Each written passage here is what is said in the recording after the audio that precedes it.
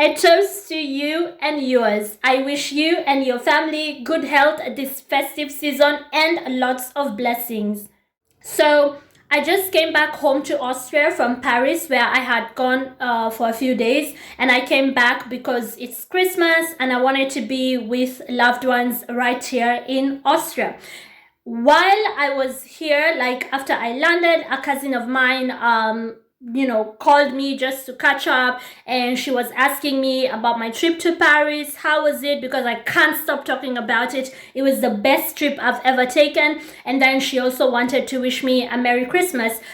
So we started catching up, and we talked about, back in the day, like back in high school. We talked about back in college, and then we somehow landed on the topic of stalkers. So at first we were laughing about it. We were like, oh, do you remember this guy? Oh my gosh. And we were like laughing. And then it got a little serious because we started like talking about how it's ended pretty badly for some women. Like some women have ended up assaulted and or killed by their stalkers, like people who are obsessed with them. So we went from like just laughing at how goofy guys who used to follow us around used to be, like how stupid they were, and we just laughed about the obsession and like just stupid things and silly things and sometimes funny things that has happened to us, like back then while I was living in Kenya, growing up in Kenya, high school, college.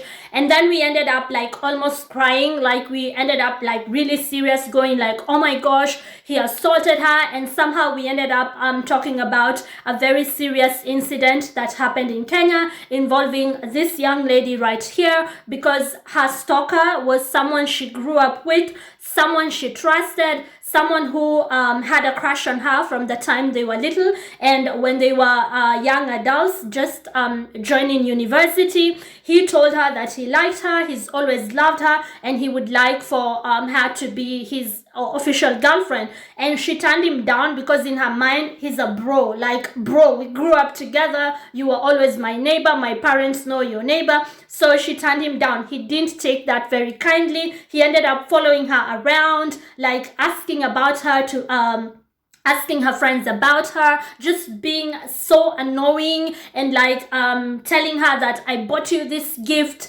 and now you have to pay for it. One time you didn't have bus fare, you asked me for money, and in her mind it's like, I didn't know you were loaning me, we were friends, like we've always been friends all our lives. He felt like she was taking advantage of him, of his care, of his love, that she was not appreciating him. He was always there, like when she dated someone and she broke up with that guy, he was always there, like a shoulder to cry on, like just a creep, just someone who's obsessed with you. He will not leave you alone, he will not take a hint. And for her, she was like kind to him because this is a guy I grew up with, so I'm not going to completely block him or like completely, she didn't take him as a lover, but for him, he was counting all the good things he's done for her and telling himself in his sick mind how ungrateful she is. I'm always there when guys break her heart, I'm always there when she needs someone to talk to, I always send her this and that and the other, like all the gifts he's given her.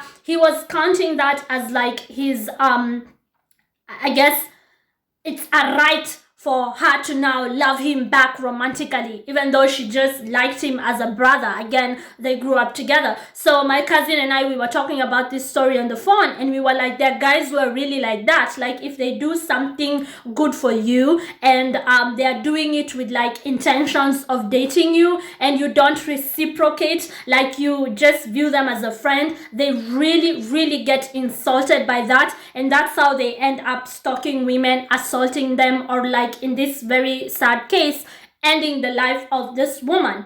So I talked about my stalker to my cousin. I was like, do you remember this guy? And so my cousin was like, oh my gosh, I was just about to tell you, like, do you remember in college this guy? Because this guy, I don't know if I should say his name, no, probably not, because he still lives where I grew up. I grew up in Pangani and that whole Isili area, and he lived in a place called Juja Road Estate, which is just near Pangani where I grew up. And he would not leave me alone, for crying out loud. He was on every corner that I turned. And so we started talking about him. And at some point he did threaten me. So I'm sharing this video just to like enlighten any girl, because I know there's a lot of girls who have to deal with guys who are obsessed with them or who are stalking them, following them around, texting you obsessively. They're everywhere you are. So I just want to like share with you what I did to get rid of my stalker, and maybe it can help you get rid of your stalker, because it's not only annoying but it's also dangerous. You see how it ended for this young lady. I hope you're safe, especially during this season where you're meeting new people, you're going out. People are very extroverted during the holidays. You need to have your eyes and ears open. In my college days, at home in Nairobi, Kenya, the police was not very effective. I don't know if they are right now, but back then, even to just write a report, you needed to give them money. Like your constitutional right. Weta chai nikuandikie report. Like, that was just so common that you're going to report something but you need to part with a few shillings. It's like, right? So they weren't very helpful, and this is how, in my case, I dealt with my stalker and how I would advise another girl to deal with their stalker. It's very unorthodox, what I'm about to advise you. It's in no book, no catalog, no brochure, no to-do list, no guide. You will not find it anywhere. My method, it worked for me, and I have a feeling it will work for you. If you come from a developing nation like I do, or like a nation where the police are reluctant to do their job, again, I don't know if Kenya changed. Maybe right now it's much better, but back then it was not good. If you come from such a nation, forget about telling the police, because you will end up 6 feet under and they will be like, oh, we'll arrest the guy. When it's too late, you're already dead or you're already assaulted, right? So forget the police. Forget about telling your family, because you're only putting your family in harm's way. It's okay, you can tell them, but don't expect them to do anything for you. Like, I don't know if you have family members who you can rely on. Some people don't, some people do, but still, I mean, tell them just so they know if you go missing, they should probably investigate that guy. Just tell them. But like, if you want the stalker to stop, I wouldn't advise you to like have your family fight a stalker for you, because you never know what stalkers are capable of. They're weirdos, they're sick, they're obsessive. You never know. You end up they just might end up harming the people you love, your family. This is only my personal belief. The best way to protect your family is not to have them come face to face with the stalker, because some stalkers will hurt your family just to get your attention. So I never involved the police, I never involved my family, and this is what I would advise you to do. Only a big fish can eat a small fish. Only a bigger fish can eat a smaller fish, okay? The Americans, when they were in Afghanistan during the Afghan war, and they needed to fight the Soviets, i.e. the Russians, they ended up involving local rebel fighters, right? Because the rebel fighters, they were not very well organized. The Americans funded them, and these fighters ended up helping them fight their enemies, i.e. the Russians. Employ that tactic. Let the stalker see you dating the person who is not to be messed with. You see that bigger fish in your neighborhood? Let the stalker see you with that big fish. The stalker is obviously some kind of sociopath. Let this sociopath of a stalker see you with a psychopath. So my philosophy here is only dangerous men understand other dangerous men. Only a greater evil can fight a smaller evil. Your pastor is not going to help you fight a stalker, because your pastor is good. He doesn't understand how evil operates. Only a psychopath can eat up a sociopath, eat them whole, like the way a big fish eats a small fish. Evil understands evil. But you have to be very skillful when employing this tactic. I'm giving you street strategy. This is street. This is straight from the streets, because that girl is from the hood. You have to be careful with this strategy, because it can backfire on you real badly. That big fish might end up eating also you. Not only the stalker, also you. Like it backfired for the Americans.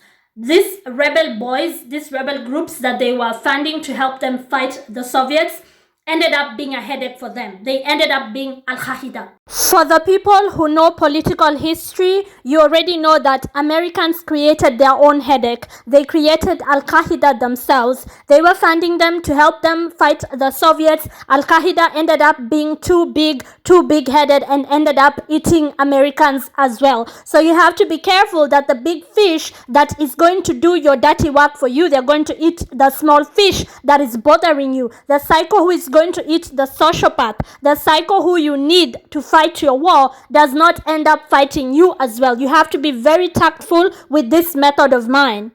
It backfired for the Americans. They ended up with a bigger headache than they had envisioned. So be careful you don't end up with Al Qaeda.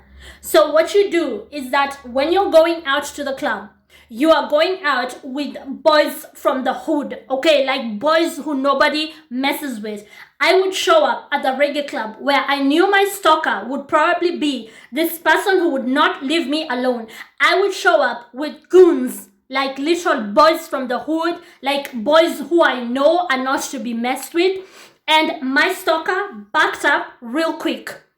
I know you think that as a woman, you can handle it on your own. You can do it. Let me tell you something. A man needs a maximum of 6 seconds. Like if I just calculate how long a man needs to snap your neck, it's in my mind 6 seconds. You're not fighting a man. You are not physically challenging a man. You can fight him in every other way, but you're not going to fight him physically. The only people who can fight men is men.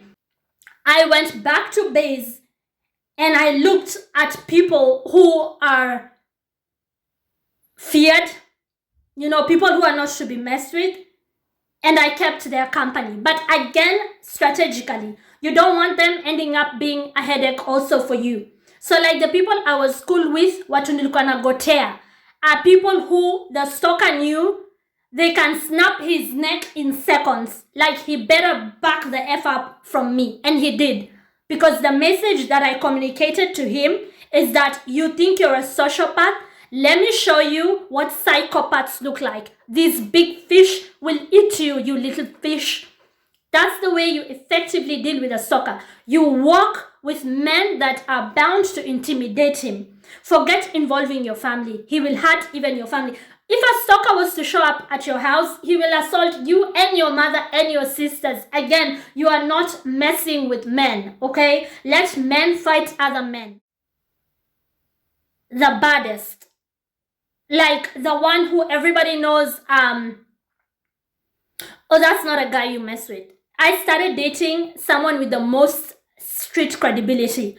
Like the one who the stalker knows, okay, I better back up before that guy has his sights on me. Like if my boyfriend goes after him, he's cooked.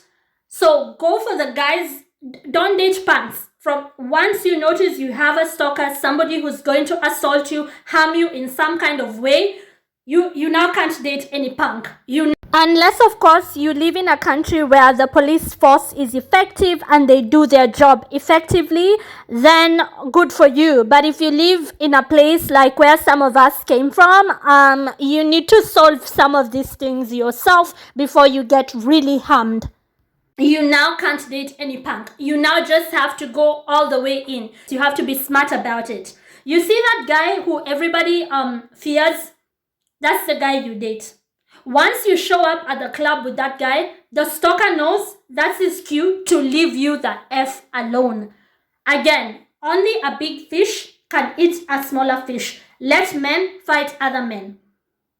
That's how you deal with a stalker. I hope that's helpful to someone who's having that problem. Again, a Merry Christmas to you. Rest in peace to this girl and every other girl out there who's lost their lives because of an obsessive creep.